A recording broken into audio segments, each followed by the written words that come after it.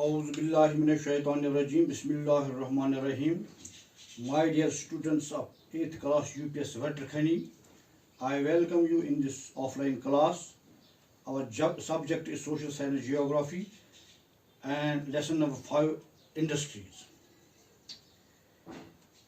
Industries, our lesson is Industries. It has 3 topics. First is Industries, number 2 is Industrial Regions, number 3 is Distribution of Major Industries.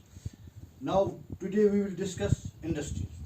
Industries refers to an economic activity that is concerned with production of goods.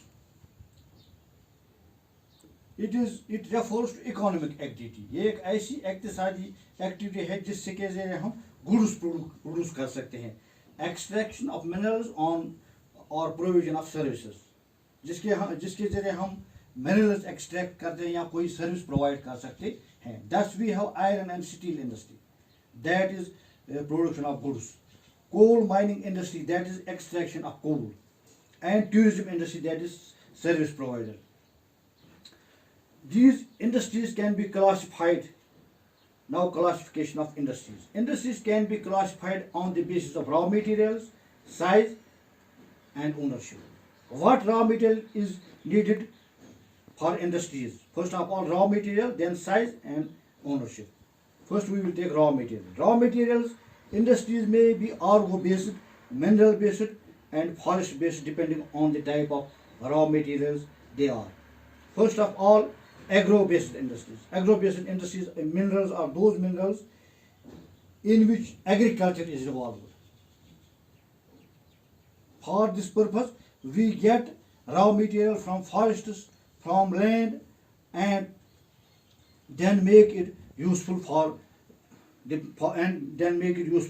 Agro-based industry use plants and animal-based products and their raw materials.